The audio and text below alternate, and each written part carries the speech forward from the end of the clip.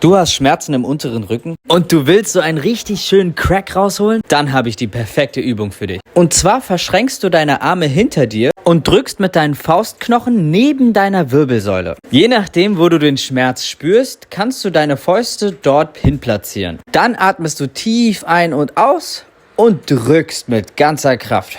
Wenn das nicht funktioniert, dann versuch einer meiner anderen Videos. Probier es einfach aus und du wirst sehen, deinem Rücken wird's besser gehen. Für Flexibilität ist es nie zu spät.